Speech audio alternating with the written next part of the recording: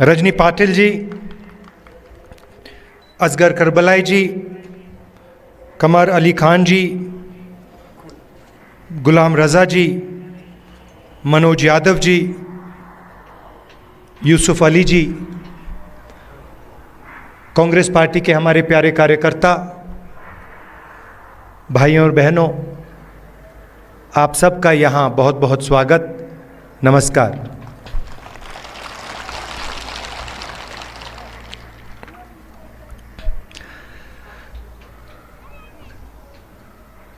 कुछ महीने पहले कन्याकुमारी से हम कश्मीर तक चले थे। यात्रा को हमने भारत जोड़ो यात्रा नाम दिया था और हमारा लक्ष्य जो बीजेपी और आरएसएस देश में नफरत और हिंसा फैला रहे हैं, उसके खिलाफ खड़ा होना, देश में भाईचारा, मोहब्बत फैलाने की हमने कोशिश की। यात्रा का मैसेज था, बहुत अच्छा नारा जो यात्रा में से निकला था, नफरत के बाजार में हम मोहब्बत की दुकान खोलने निकले हैं। और यही आपकी सोच है। पिछले दिनों में अपनी आंखों से मुझे यह देखने को मिला। यात्रा श्रीनगर में नहीं रुकनी थी, यात्रा को लद्दाख में आना था, मगर उस समय सर्दी थी, बर्फ थी और एडमिनिस्ट्रेशन ने हमें मना किया, कहा कि लद्दाख में नहीं जाना चाहिए। तो हमने बात मान ली थी। तो मेरे दिल में था और अभी भी है कि लद्दाख में भी हमें वो यात्रा चलानी चाहिए। शायद छोटा सा पहला कदम लिया, पैदल नहीं गए, मगर मोटर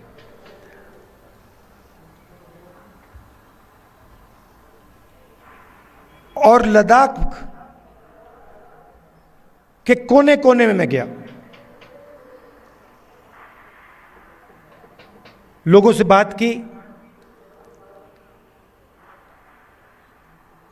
गरीब लोगों से, माताओं बहनों से, युवाओं से, और जो आपके दिल में है उसको समझने की कोशिश की।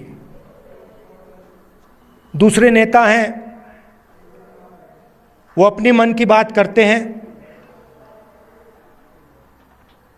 मैंने सोचा मैं आपकी मन की बात सुनूं।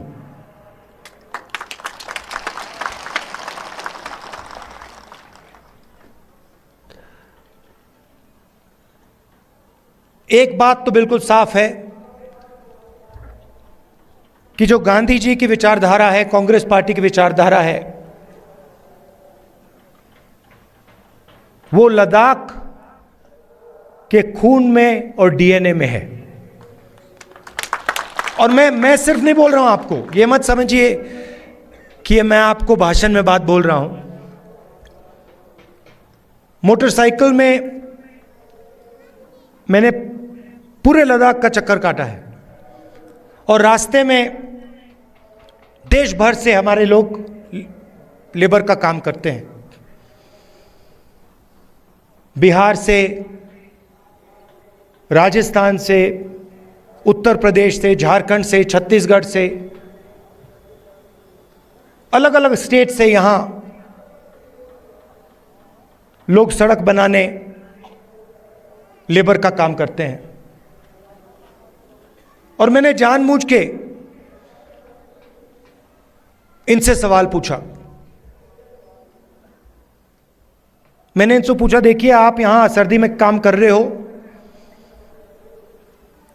यूपी से आए हो, बिहार से आए हो, वहां पे इतनी सर्दी नहीं पड़ती, यहां पे -10-20 हो जाता है, आपको लद्दाख के लोग कैसे लगते हैं? क्या आपको लगता है कि यहां आप अकेले काम कर रहे हो या लद्दाख के लोग आपकी मदद करते हैं, आपको प्यार दिखाते हैं? मैंने उनसे पूछा, और एक से नहीं, अनेक लेबरर्स से मैंने पूछा, और सारे के सारे लेबरर्स ने मुझे बताया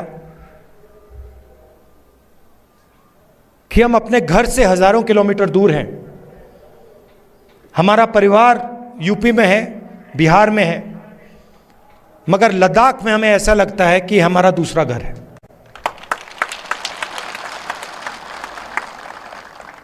यहां पे जो भी कठिनाई होती है,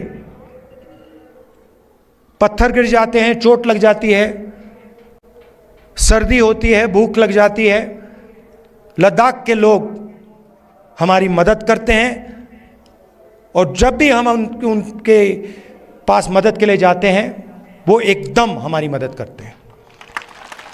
तो ये आपके डीएनए में है। आप एक साथ इज्जत के साथ बिना नफरत के रहते हो, और जो कांग्रेस पार्टी विचारधारा है वो आपके दिल के अंदर है। तो इस दौरे में आपने मुझे क्या बताया? सबसे पहले आपने बोला कि जो आपका रिप्रेजेंटेशन होना चाहिए,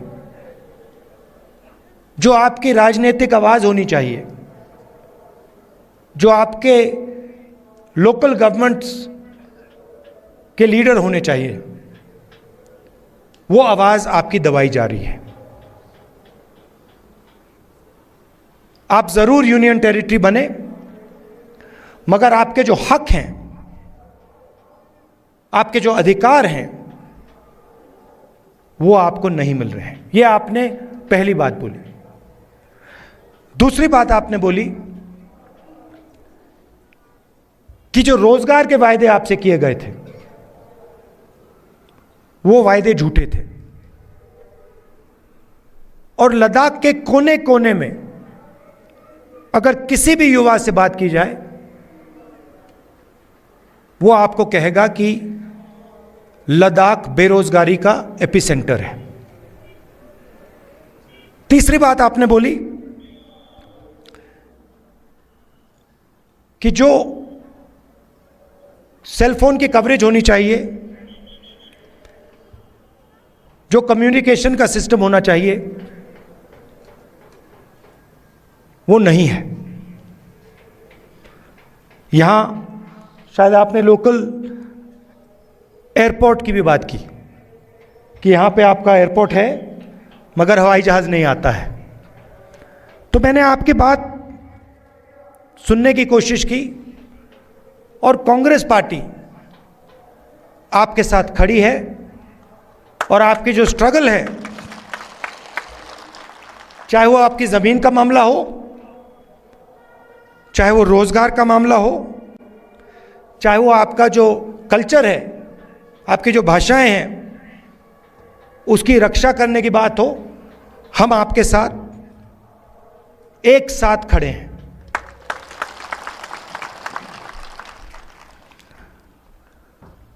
यहां पे सब लोग जानते हैं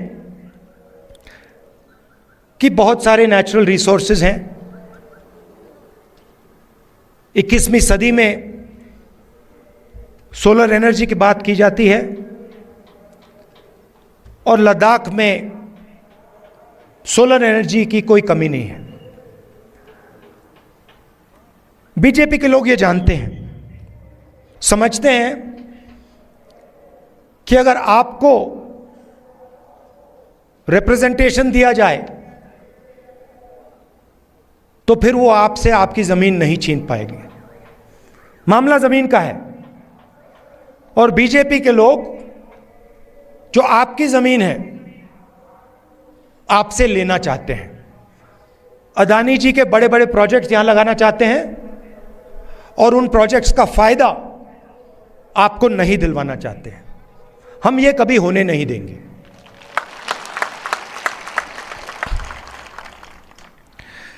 कांग्रेस पार्टी ने जो ले की एपेक्स बॉडी है और कारगिल डेमोक्रेटिक अलायंस जो है और इनकी जो डिमांड्स हैं उनका हमने पूरा समर्थन किया है।